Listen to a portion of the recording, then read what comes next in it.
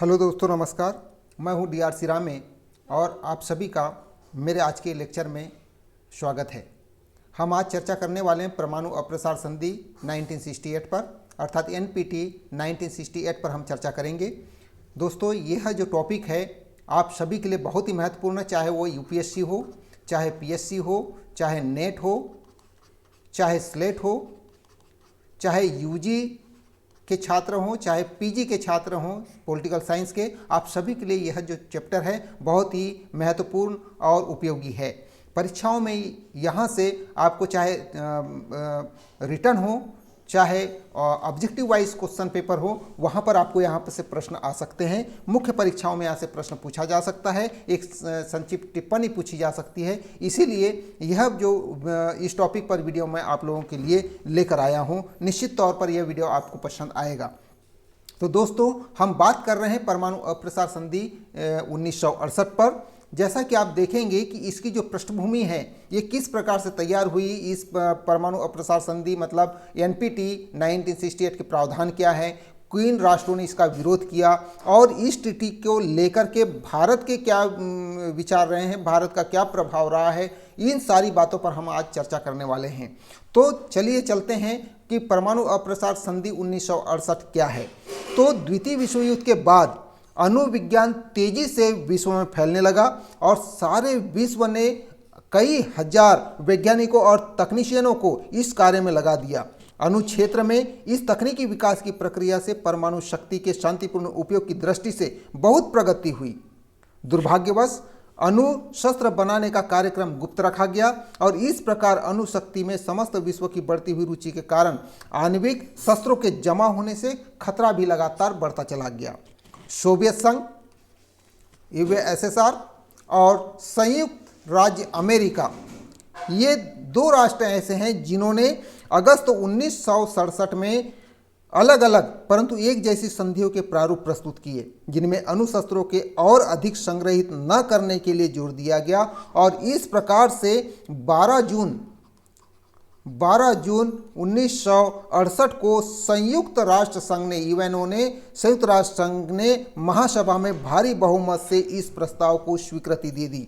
और उसके पश्चात 1 जुलाई 1968 को एनपीटी हस्ताक्षर के लिए प्रस्तुत की गई, जिसमें अमेरिका, ब्रिटेन और सोवियत संघ सहित 50 से अधिक राष्ट्रों ने इस ट्रीटी पर सिग्नेचर कर दिए। और सिग्नेचर करने के बाद ही 5 मार्च 1970 को यह जो ट्रीटी है वो लागू कर दी गई। अर्थात जो एनपीटी ट्रीटी 1968 में रखी गई थी संयुक्त राष्ट्र संघ के पटल पर, उसे पारित करके 5 मार्च 1970 से इसे लागू कर दिया गया।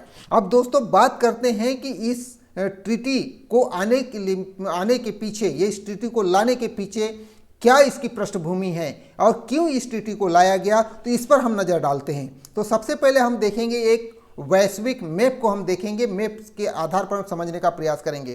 तो दोस्तों, जैसे कि आप जानते हैं कि 1945 में सेकेंड वर्ल्ड वार का समापन हुआ और इसके सेकेंड वर्ल्ड वार के समापन जो हुआ वो हिरोशिमा और नागासाकी पर संयुक्त राज्य अमेरिका के द्वारा परमाणु बम विस्फोट के पश्चात परमाणु बम जो गिराए गए थे, उसके साथ ही द्वितीय विश्व युद्ध समाप्त हो गया।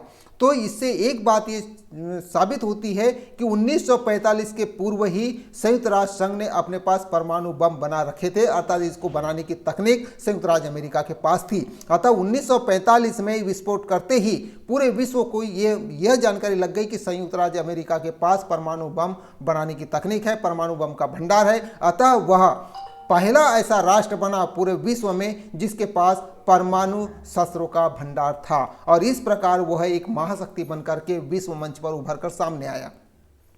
इसका परिणाम क्या हुआ? इसका परिणाम ये हुआ कि 1945 में जब ये सोवियत संघ को ये पता चला कि संयुक्त राज्य अमेरिका के पास में परमाणु बम का भंडार है, अर्थात परमाणु बम बनाने की तकनीक है, तो सोवियत संघ के बीच भी एक अविश्वास की परत पैदा हो गई और सोवियत संघ ने भी 1949 में पहला परमाणु परीक्षण किया और इस प्रकार वो विश्व की दूसरी महाशक्ति बनकर निकलकर सामने आया। साथ ही 1952 में ब्रिटेन ने भी पहला परमाणु परीक्षण किया और उसके बाद फ्रांस ने 1960 में पहला परमाणु परीक्षण किया। और यहाँ पर आप देखेंगे कि चाइना ने 1964 में परमाणु परीक्षण किया और इस प्रकार 1964 तक विश्व में ये 5 ऐसे कंट्रीज है, 5 ऐसे राज्य हैं जिन्होंने परमाणु परीक्षण करके विश्व में परमाणु शक्ति संपन्न राष्ट्रों में अपना नाम दर्ज करा लिया। दोस्तों, जो ये ट्रीटी 1968 लाई गई, ये ट्रीटी लाने के पीछे केवल 3 राष्ट्र का महत्वपूर्ण योगदान था। वो है संयुक्त राज्य अमेरिका, ब्रिटेन और सोवियत संघ। इन तीनों राष्ट्रों ने मिलकर के इस ट्रीटी को तैयार किया, इस ट्रीटी को लाया और इस ट्रीटी को पारित भी कराया। अतः जो संयुक्त राज्य अमेरिका है वह 1968 की ट्रीटी का प्रारंभिक सदस्य है। यहाँ आप देखेंगे सोवियत संघ वह भी इस ट्रीटी का प्रारंभिक सदस्य है और इस ट्रीटी का जो ब्रिटेन है वह भी प्रारंभिक सदस्य है। अर्थात ये तीनों राष्ट्रों ने मिलकर इस ट्रीटी को लाया और सिग्नेचर कर इसको पारित कराया। यहाँ आप देखेंगे तो ये जो आपको खाली मैप जो दिखाई दे रहा है, जहाँ पर कोई भी कलर नहीं दिखाई दे रहे हैं, तो ये ऐसे राष्ट्र हैं जैसे दक्षिण अमेरिका, यूरोप के कुछ राज्य, उसके बाद दक्षिण अफ्रीका, एशिया के राज्य और ऑस्ट्रेलिया। ये ऐसे राष्ट्र हैं, ऐसे अधिकांश राष्ट्र हैं जिनके पास कोई भी न्यूक्लियर वेपन्स नहीं है, अर्थात इन्होंने कोई भी परमाणु परीक्षण नहीं किया है, इनके पास कोई भी परमाणु शक्ति नहीं है। अतः ये राष्ट्र जो हैं, इनमें से कुछ राष्ट्रों ने ट्रीटी में सिग्नेचर किया है, लेकिन इन्होंने अभी तक कोई परमाणु परीक्षण नहीं किया है। तो यहाँ आप देखेंगे रेड कलर में कुछ राज्य दिखाई दे रहे हैं, जैसे भारत है, पाकिस्तान है और यहाँ पर इजराइल दिखाई दे रहा है। ये तीनों ऐसे राष्ट्र हैं जो लाल कलर में दिखाई दे रहे हैं। ये तीनों राष्ट्र ऐसे हैं जिन्होंने इस ट्रीटी का अर्थात एनपीटी 1968 का विरोध किया, अर्थात इस पर सिग्नेचर इन्होंने नहीं किया है। इनका विरोध करने में और भी एक 3 राष्ट्र का महत्वपूर्ण योगदान है जो हम आगे देखेंगे। तो दोस्तों, इस प्रकार से यहाँ आपको एक राष्ट्र दिखाई दे रहा है पीले कलर में, जिसको दर्शाया गया नॉर्थ कोरिया। अर्थात नॉर्थ कोरिया भी इस ट्रीटी पर सिग्नेचर किया था, लेकिन उसने 2003 में विड्रॉ कर लिया और विड्रॉ करने के बाद 2006 में नॉर्थ कोरिया ने अपना पहला परमाणु परीक्षण किया।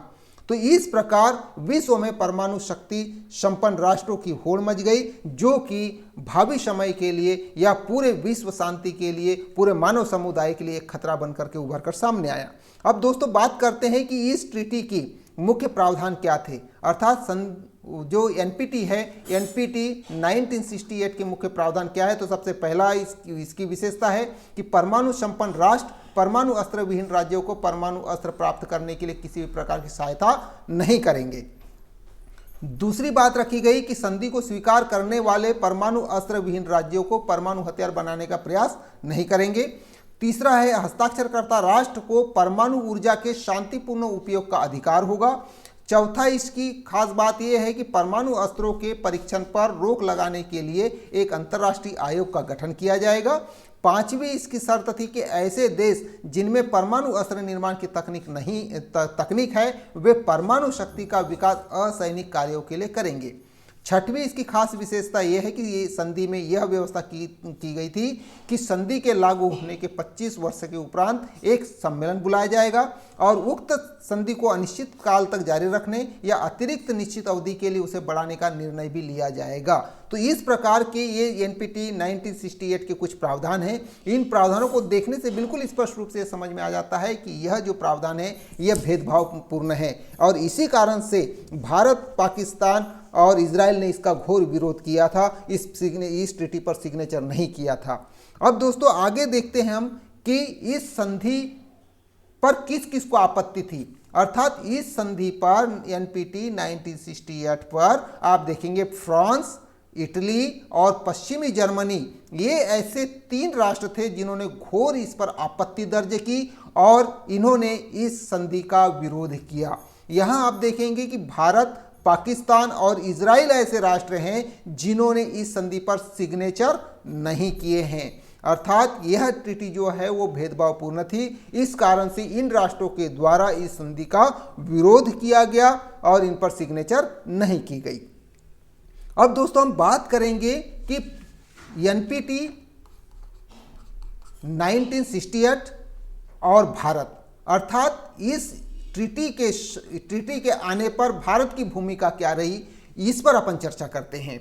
तो जब पीटीबीटी आई थी, पीटीबीटी संधि जब हुई थी 1963 में, तो ये जो ट्रीटी आई थी तो इस पर भारत ने सबसे पहले सिग्नेचर किया था, अर्थात भारत इसमें सिग्नेचर करने वालों में अग्रणी बना रहा। लेकिन जब एनपीटी 1968 आई तो भारत ने इस पर हस्ताक्षर करने से साफ इनकार कर दिया। इसका तात्पर्य यह नहीं कि भारत विश्व शांति का समर्थक नहीं है, बल्कि भारत ने इस पर हस्ताक्षर इसलिए नहीं किए क्योंकि यह संधि केवल उन राष्ट्रों पर परमाणु परीक्षण नहीं करने का प्रतिबंध लगाती थी जिन्होंने अभी तक परमाणु अस्त्र नहीं बनाए थे। संधि भेदभावपूर्ण थी और यह पूर्ण परमाणु निशस्त्रीकरण की दिशा में कोई प्रयास इसके द्वारा नहीं किया गया था। अतः भारत ने इस पर हस्ताक्षर करने से साफ मना कर दिया 1968 में। दूसरी बात ये थी कि भारत की सिग्नेचर नहीं करने का दूसरा एक महत्वपूर्ण कारण ये था कि भारत का जो पड़ोसी राष्ट्र जो चीन है, चीन के पास भी परमाणु अस्त्र थे, उसने 1964 में जो परमाणु परीक्षण कर लिया था। अतः इस पड़ोसी राष्ट्र जो चीन है वह लगातार सैनिक सहायता और आर्थिक सहायता जो है वह पाकिस्तान को दे रहा था और इसी कारण से अंतर्राष्ट्रीय मंच पर भारत के लिए चीन के खतरों से बचने के लिए किसी प्रकार का कोई भी आश्वासन नहीं दिया गया था। इस कारण भारत ने भी इस संधि का विरोध किया और अंततः मई 1974 में भारत ने पहला परमाणु परीक्षण पोखरण में कर लिया और इस प्रकार भारत भी वैश्विक मंच पर परमाणु संपन्न राष्ट्र उभर कर सामने आ गया। अब भारत ने इस संधि पर हस्ताक्षर क्यों नहीं किए, इसके पीछे कारण क्या क्या है? तो पहला कारण ये है, भारत का सबसे पहला तर्क ये है कि यह जो संधि है परमाणु संपन्न राज्यों का परमाणु शक्ति पर एकाधिकार कायम रखने का एक उपकरण है। दूसरा उन्होंने तर्क ये दिया कि इस संधि में परमाणु संपन्न राज्यों के नाभिकीय हथियार समाप्त करने की कोई योजना नहीं थी। तीसरा तर्क उन्होंने ये दिया कि इसका उद्देश्य सिर्फ परमाणु शक्ति विहीन राज्यों को परमाणु हथियार बनाने एवं उसकी विस्फोट करने से रोकना था। चौथा तर्क ये था कि इस संधि का अर्थ ये लगाया जाता है कि अणुशक्ति प्रतियोगिता में सोवियत संघ और अमेरिका अन्य किसी राज्यों को आगे आने नहीं देना चाहती है और ये तमाम बातें होने के कारण इसमें कहीं ना कहीं भेदभावपूर्ण रवैया इसमें देखा गया इस संधि में, इसीलिए भारत ने इस पर सिग्नेचर नहीं किया है। तो ये है पूरी एनपीटी अर्थात परमाणु अप्रसार संधि 1968। दोस्तों, आप लोगों को यह टॉपिक बहुत अच्छा लगा होगा, आपके लिए बहुत ही ज्ञानवर्धक है। अब आगे और दूसरे वीडियो के साथ मिलेंगे, तब तक के लेते हैं हम विदा। जय हिंद।